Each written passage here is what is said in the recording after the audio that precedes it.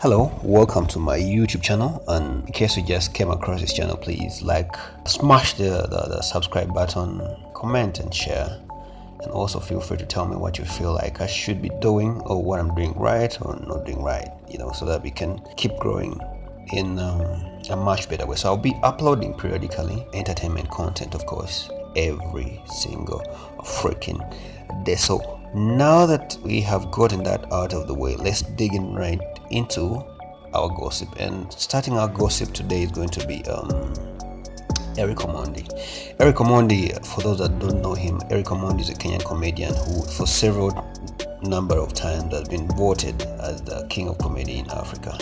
So it turns out that last year he started a comic series, sort of like a reality series, which he named Wife Material. So it started as an audition with Kenyan women. First of all, he was in search of a beautiful woman to marry, so to say.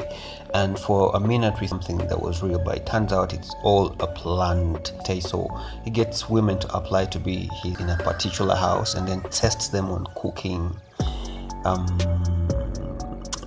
being friendly, morals, and many more things. So it turns out at the end of it all, there's one particular favorite woman that he takes home with him, but it's all a show.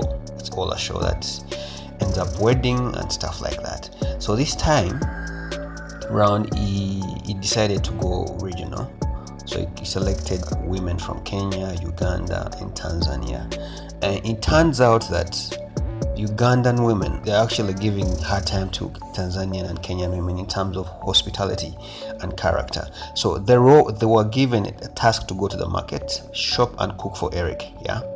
So what Ugandan women did, was to go to the market, buy matoke, which is like the traditional meal for Uganda and Uganda. For majority of Ugandans, they bought ginat, which is mostly an accompaniment to matoke. You can't really eat matoke without ginat. You either eat it with ginat, beef or fish. So they got matoke, pasted it with beef. They pasted the beef. What am I saying? They cooked for Omondi pasted beef, and then they got him well prepared matoke. And then in the process of serving, they knelt down to present the food to Eric Omondi. Now, a lot of you don't know. If you know, you know. And then for those that don't know, you should understand that Kenyan men have a very soft spot for Ugandan women. And once they saw these Ugandan women kneel down for Eric while they presented the food, it was mind-blowing. I can tell you. They stole the show, Tanzanians brought their food well prepared as well, but of course they didn't kneel down. They were feeding Eric Omondi. They didn't serve him. They didn't present the food in a womanly manner that a man would expect to be served. What Tanzanians did was they prepared a very big bowl of pilau with assortments like meat. There was chicken, a couple of salads and everything, which was good food. From the look of it, at least, it looked delicious.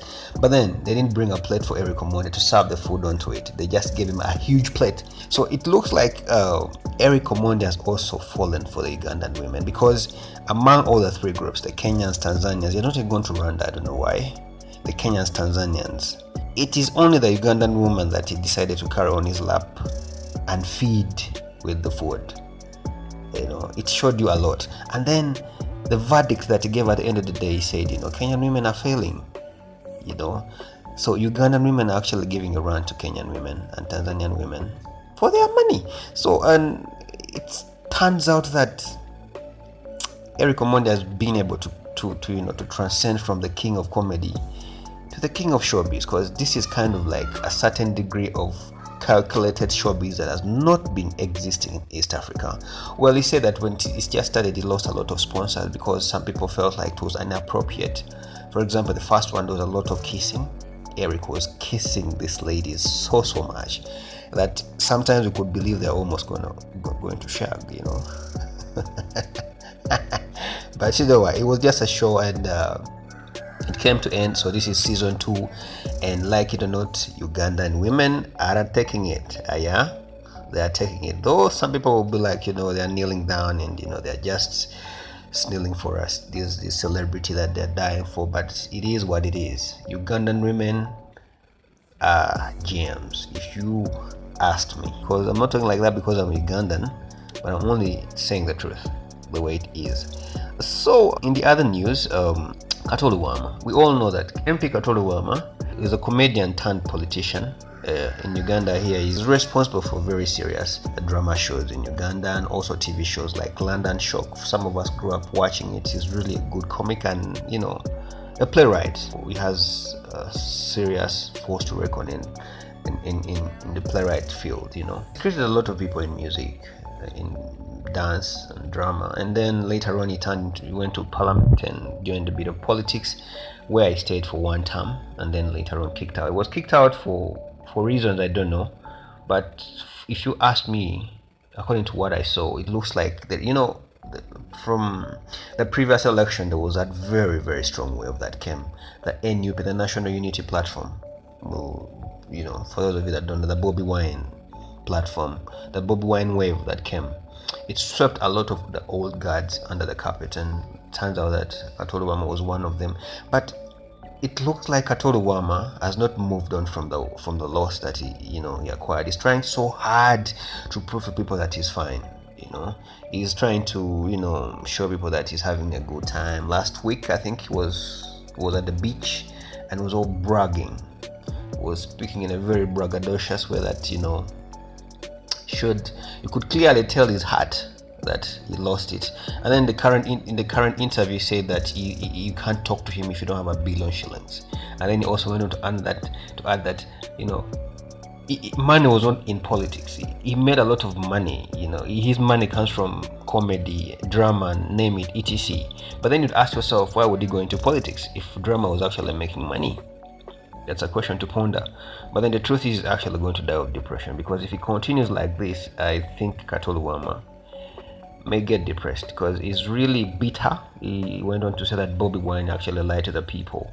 He told people he was going to go to the State House. Right now he's not in State House, so he has to answer to the people. And then he also said people are about to get tired of Bobby Wine, and he went on to say he's tired of people.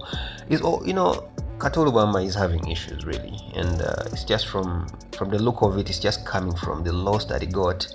And if you asked me really, I think Kato Lubwama just need to keep his mouth shut, focus on whatever he's saying, and then just stay away, move out. Let him pick a leaf from Pastor Peter.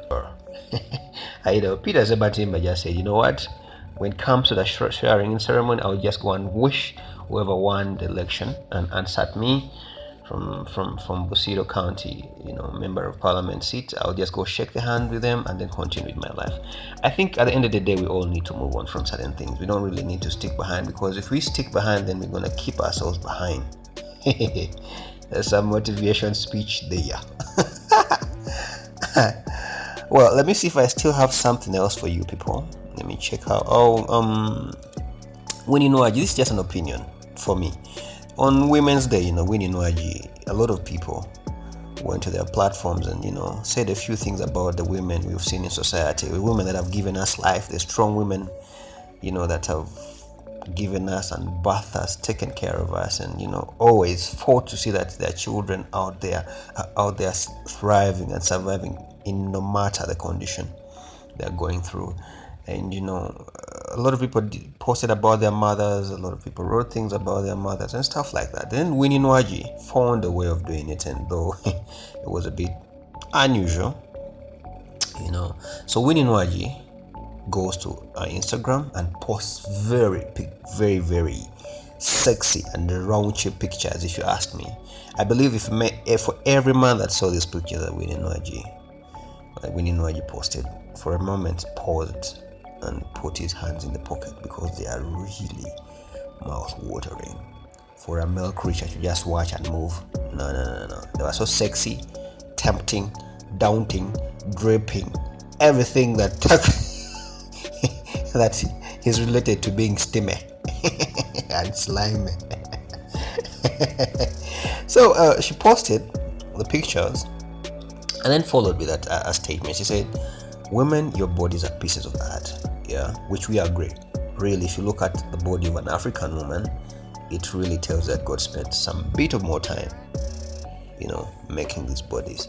And then, the underlying meaning behind that statement is that, flaunt your body if you can, because your body is an art. But then for me, I feel like it's a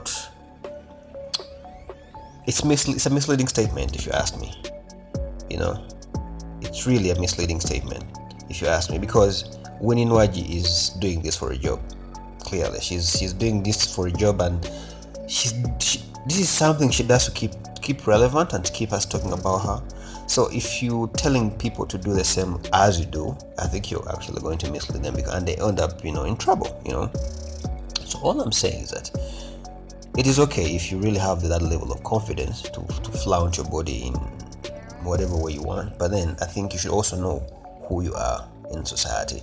Well, people can be inspired in different kinds of ways, but probably she was inspiring the slay queens, women that are well full aware about their beauty and stuff like that. But then you don't really need to flaunt it for us to know that what your body is a piece of art. Some things are just plain to say. You don't need to try hard. So my point is, I have no blah blah with my sister Winnie Nwagi. Do your thing. But then I'm just telling our young people out there, what? Know who you are. You don't need to be another person. Well, that said, I believe that's all I have for you today. And in case you just made this video, please like, comment, subscribe, recommend. Otherwise, keep it right here. Have a good day.